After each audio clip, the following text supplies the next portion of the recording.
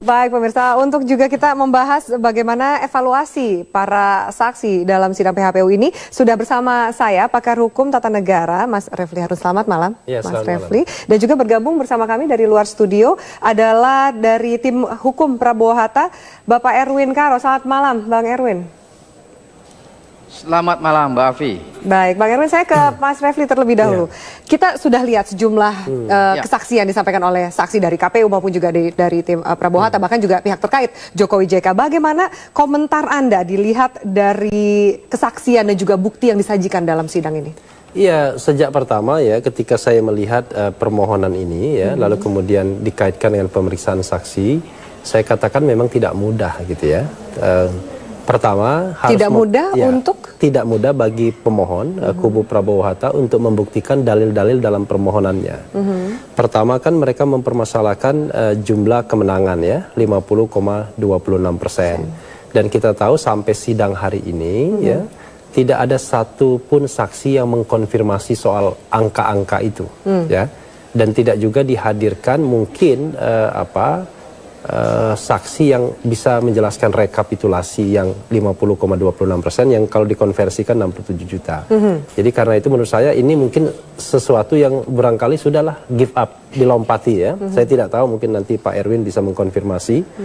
Lalu kemudian berikutnya yang kedua mengenai electoral prosesnya. Nah, electoral prosesnya kan kita lihat, saya lihat terbagi dua juga. Lebih banyak mempermasalahkan hal-hal yang sifatnya administratif seperti misalnya DPT, DPKTB dan lain sebagainya, dan itu pun udah saling bantah ya. Jadi saksi pemohon dibantah saksi termohon dan lain sebagainya. Lalu kemudian menurut saya juga akhirnya kurang meyakinkan juga. Kalaupun dianggap memang misalnya DPT, DPKTB dan lain sebagainya kemudian itu sebuah kesalahan, maka kategorinya baru kesalahan administrasi begitu ya, belum sampai kecurangan apalagi yang sifatnya TSM. Nah, barangkali bagian yang cukup penting untuk melihat apakah terjadi kecurangan atau tidak, barangkali soal Papua ini, terutama misalnya di daerah Dogiai yang banyak dipersoalkan. Tapi harus ingat, ini pilpres, bukan pemilu kada Dogiai begitu ya. Jadi tidak bisa hanya fokus di sebuah tempat, kita harus melihat juga dengan skala nasional. Orang kemudian berdebat mengenai fenomena di Dogiai, terutama di dua distrik ada pemilu atau tidak dan lain sebagainya. Maka saya katakan memang tidak gampang kemudian membuktikan sebuah kecurangan yang sifatnya TSM, ya, terstruktur, sistematis dan masif dengan mungkin pemeriksaan saksi-saksi seperti ini. Apalagi yang dituduh TSM itu KPU-nya. Nah, kira-kira sampai sidang sekarang ini apa argumen yang paling pokok ya, bukti yang paling pokok untuk mengatakan KPU sebagai penyelenggara pemilu sudah melakukan kecurangan yang sifatnya terstruktur, sistematis dan masif. Mungkin kita harus tanyakan kepada kuasa hukumnya. Itu cocok. Itu kita akan tanyakan bagaimana pendapat dari tim kuasa hukum Prabowo Hatta, Mas Erwin. Tapi Mas Erwin, saya harus jeda. Kalau sekarang saya kembali ke Bang Refli, bagaimana hasil evaluasi dan pengamatan dari saksi dari pihak KPU sendiri? Ya, sebenarnya kan ada keuntungan bagi KPU ya, karena KPU ini kan dihadirkan setelah mendengar saksi pihak pemohon, sehingga dia tinggal memilih dan memilah mana saksi yang direct terkait langsung dengan saksi yang sudah dihadirkan oleh pihak pemohon, sehingga dia bisa membantah dan lain sebagainya. Demikian juga pihak terkait sebenarnya. Jadi sebenarnya kesempatan untuk membantah itu penting ya. Selain itu, saksi dari pihak KPU itu kan umumnya jauh lebih terdidik. Karena kenapa? Karena mereka juga petugas-petugas penyelenggara pemilu. Nah, dibandingkan dengan saksi pihak pemohon ini jauh lebih sulit sesungguhnya. Karena apa? Ya seperti keluhan pengacaranya misalnya, kalau yang tahu informasi mungkin susah untuk menyampaikannya, akhirnya ya barangkali kita menyaksikan saksi seperti novela tersebut yang mengaku sebagai orang gunung, ternyata orang kota, kan kira-kira begitu. Ternyata sosialita. Iya, ternyata orang yang cukup paham ya. Tua DPC seperti itu ya. Sebagainya begitu. Oke. Sambil juga kita menunggu komunikasi dengan Mas Erwin. Bang Erwin sudah tersambung bersama kami, bisa mendengar saya? Ya. Ya, sekarang saya minta komentar Anda, Bang Erwin, dari saksi-saksi yang Anda hadirkan dalam sidang MK. Menurut Anda yang mana yang bisa membuktikan gugatan Anda bahwa terjadi kecurangan yang dilakukan oleh KPU secara TSM, terstruktur, kemudian masif dan juga sistematis? Begini, pertama saya mengomentari jalannya sidang. Kalau kita mau evaluasi, kita sudah on the track. Kami yakin saksi-saksi yang telah tampil itu sudah membantu bagaimana membuktikan ya kecurangan-kecurangan itu terjadi. Kalau TSM nanti, karena ini baru ronde kedua, ronde ketiga, masih ada lagi bukti tertulis dan audiovisual, ya masih ada. Tetapi saya mau mengomentari dulu saksi-saksi yang ada. Ya. Jadi begini, khususnya yang diributkan ini kan ada masalah Nias Selatan dan masalah Papua, ya kan? Nah, Papua ini di dalam undang-undang Pilpres kita kan belum ada pengecualian khusus Papua bisa noken. Ya, kalau toh pun ada pengecualian, ya asas hukumnya setiap pengecualian peraturan harus dilakukan sangat hati-hati, namanya juga pengecualian, jadi tidak bisa standar aja. Nah, dari kesaksian tadi ada ya dari KPU daerah dari Papua, ada dari pemohon ya Novela, ini kan bisa saja saling berbantah. Siapa yang benar, siapa yang salah, itu ada aturan hukumnya. Bahwa sumpah palsu itu juga bisa dikenakan pidana, kan? Ya. Tetapi kalau kita, jadi pendekatannya ada dua.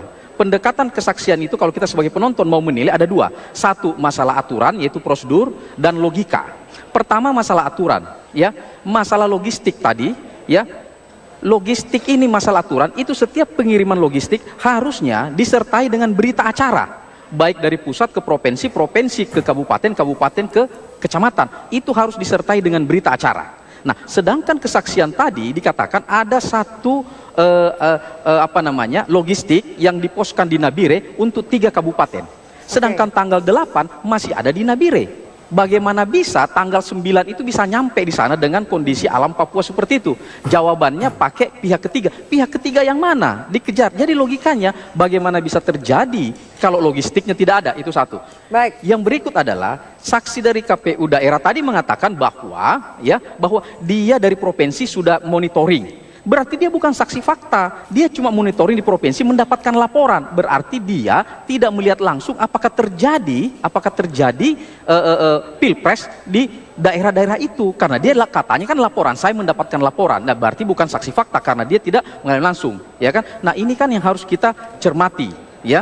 Nah, kalau saksi-saksi yang kalau bilang tanya bagaimana Anda membuktikan? Kita sudah membuktikan satu, adanya kesalahan, ya, prosedur yang terjadi. Berita acara pengiriman logistik tidak ada, tidak bisa dibuktikan. Katanya sudah dikirim, berapa banyak? Ada berita acaranya mestinya, ya. Yang berikut adalah baik Pak Erwin, ditahan dulu yang berikutnya Pak Erwin, ditahan dulu Pak Erwin karena kita harus jeda, nanti saya akan beri kesempatan lagi. Oke, baik. Baik, tadi sebelumnya dari pihak tim hukum Prabowo Hatta, Mas Bang Erwin Karo ini sudah mengatakan ini baru jilid pertama, masih ada jilid 2 dan 3. Kalau menurut Anda dari yang hari ini berlanjut ke proses sidang berikutnya, sudah bisa tergambarkah akhir dari gugatan ini, Bang Refli? Iya, saya bahkan mengatakan ya, ketika kemudian ini masuk pada pemeriksaan saksi ya, yang 50 tersebut, maka sebenarnya saya melihat permainan sudah hampir berakhir. Kenapa? Kan bagian yang paling krusial dalam permohonan itu sesungguhnya kan membuktikan bahwa kemudian memang Prabowo Hatta unggul dengan 50,26%. Rupanya itu di skip, lompat begitu saja. Padahal itu bagian yang sangat penting. Ya, dugaan saya barangkali tidak kuat data dan faktanya termasuk saksi-saksinya. Lalu kemudian masuk pada etape kedua mengenai pelanggaran yang bersifat TSM itu. Nah, kalau masuk pada pelanggaran yang sifatnya TSM tidak mudah. Makanya saya katakan what do we expect dengan memeriksa 50 tersebut, saksi tersebut. Kalaupun dianggap benar semua, mengkaitkan bahwa telah terjadi kecurangan yang sifatnya TSM dengan kesaksian 50 itu kan tidak gampang. Apalagi saya lihat kalau kita bicara perspektif kecurangan ya, apalagi kecurangan yang TSM, barangkali yang paling relevan dianggap sebuah kecurangan kalaupun itu terbukti adalah kasus di Papua ini dan di kasus di Nias Selatan. Di Papua itu jumlah suaranya yang dipersoalkan pemohon itu 1,5 juta. Di Nias Selatan saya tidak tahu, mungkin kurang dari 1 juta. Lalu kemudian kalaupun ditambah Papua Barat, barangkali jumlah suaranya cuma 3 juta. Perbedaan suara itu 8,4 juta. Nah, MK biasanya itu tidak akan pernah memerintahkan pemungutan suara ulang kalau seandainya hasilnya pun tidak akan mengubah komposisi siapa yang menang, siapa yang kalah. Walaupun biasanya MK akan mengakui kalau seandainya itu dianggap kecurangan dan lain sebagainya. Nah, jadi kalau misalnya kita berkutat pada persoalan Papua, Papua Barat dan Nias Selatan, bisa jadi benar ya, karena memang selalu ada persoalan. Tapi masih ada perbedaan angka 8,4 juta yang mesti dikejar. Ya, itu yang menjadi tidak mudah, apalagi saya melihat bahwa kalaupun dianggap sebuah kecurangan, maka kaitannya dengan KPU pusat yang dituduh melakukan kecurangan yang sifatnya TSM itu sama sekali tidak ada. Oke. Nah, itu yang jadi Saya akan tanya, Bang Erwin, bagaimana pendapat Anda, Bang Erwin? Dikatakan ini justru sebenarnya sudah mulai terlihat bagaimana akhir dari sengketa ini. Silakan. Ya, saya kira penglihatannya agak berbeda ya dengan Pak Refli. Jadi begini, kalau kita kan harus menjelaskan dulu TSM itu, ya. Kalau kami lihat, kalau kami bagi 3 ronde, ya, ronde M kita sudah dapat masif. Kenapa? Terjadi di Papua, terjadi Jawa Timur, Jawa Tengah, Kalimantan, dan Nia Selatan. Itu sudah masif kalau menurut kacamata kami. Jadi masifnya udah dapat. Terstruktur kita buktikan dengan tidak ada terstruktur. Maksud terstruktur ini kan mesti ada organisasi, ada perintah. Nah, kalau tidak ada pilpres, mestinya itu terstruktur, ya kan? Nah, kalau masalah sistematis itu kan terencana. Nah, kalau tidak ada pilpres itu mestinya terstruktur seperti apa? Adalah saya kurang merangkap. Loh, terstruktur berarti kan ada oknum penyelenggara yang melakukan itu. Itu kan berarti struktur kan? Oknum struktur di organisasi penyelenggara itu melakukan itu karena ada perintah-perintah. Itu kan terstruktur namanya. Betul. Nah, kita harus jelaskan pada masyarakat apa itu TSM kan? Nanti dia nggak tahu. Terstruktur itu ada perintah, struktur organisasi. Jadi bukan satu orang berjamaah. Nah, yang berikut adalah sistematis. Sistematis ini kan adalah ada rencana, ada perencanaan. Ada tata cara kecurangan-kecurangan itu, dan itu memang belum sampai pada tahap itu. Kita akan buktikan pada saat dokumen-dokumen itu kita akan serahkan, karena banyak sekali bahwa jumlah pemilih berbeda dengan jumlah suara, itu banyak sekali. Saya sudah janji dengan Pak Refli tempo hari untuk memberikan surprise. Tetapi satu hal, saya tidak sependapat dengan Pak Refli kalau mengatakan itu kan cuma Papua cuma 1.500.000 dengan itu. Bukan persoalan kuantitasnya 1.500.000. Ini saudara-saudara kita di Papua juga bangsa Indonesia. Kalau suaranya 1.500.000 tidak diperhitungkan, nanti dia ikut pilpres di Papua Nugini atau dia pilpres di Australia kan? Janganlah kita karena besar. Kalau begitu kita pilpres aja di Jawa karena 60%. Janganlah cara berpikir seperti itu kita kembangkan. Oke, baik, silakan Bang Refli ditanggapi. Setia dengan NKRI loh. Kalau dia 1,5 juta dia ikut pilpres ada di Papua Nugini, ya kan? Janganlah karena angka kita menyepelekan. Baik, Bang Erwin. Karena sudah terjadi pemerkosaan hak-hak konstitusional rakyat Papua. Iya kan? Ditanggapi karena itu yang kita katanya. jadi kami dalam evaluasi persidangan ini kami sudah on the track. Bang Erwin, ditahan dulu Bang Erwin. Saya kasih kesempatan untuk Bang Refli supaya bisa Anda mendengar tanggapan langsung. Bang Erwin, silakan. Ya, tentunya kan saya tidak ngomong demikian. Baik. Saya tidak mengatakan bahwa suara di Papua itu tidak penting ya.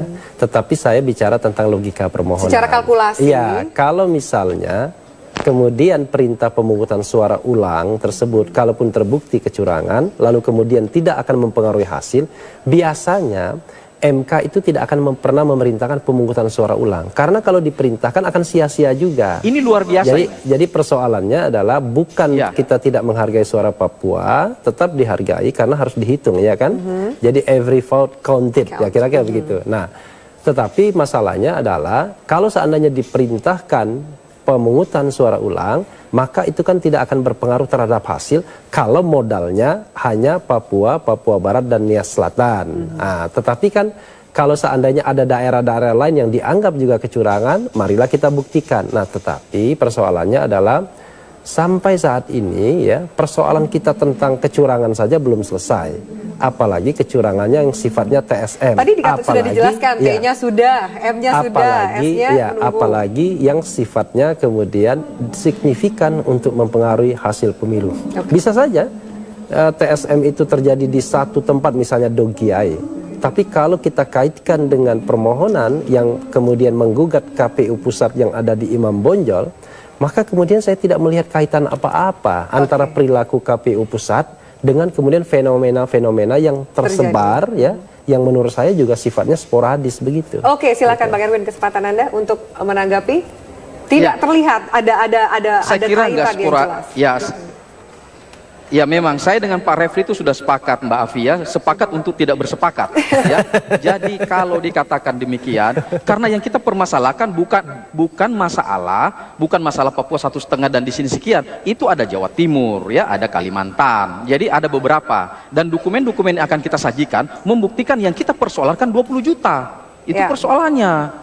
Ya kan? Tetapi kalau Pak Refli mengatakan biasanya, saya yakin MK kali ini luar biasanya. Luar biasa. Baik. Jadi kita Bang harus Erwin, substansi dari substansi daripada Pilpres ini penghargaan terhadap hak suara masyarakat, ya. Jangan sampai Papua ikut Pilpres di Papua Nugini atau Australia. Tentu kita tidak atau dia mengharapkan bikin itu, Pilpres baik. sendiri. Terima Kan kasih Bang bahaya, Erwin. Anda sensitif katakan tadi ini, MK Pak kali ini Refli, luar sensitif biasa, ini. ada juga surprise atau kejutan yang akan dihadirkan Luar di biasa, proses pasti dia muncul. sidang berikutnya. Ada 9 malaikat di dalam. Ada 9 Baik, malaikat di dalam. kita nantikan. Ya. Terima kasih banyak Bang Erwin Karo, tim kuasa hukum dari Prabowo Hatta, dan Bang Refli, terima kasih Iya, terima atas kasih. kehadiran dan juga kesempatan Anda di Prime Time.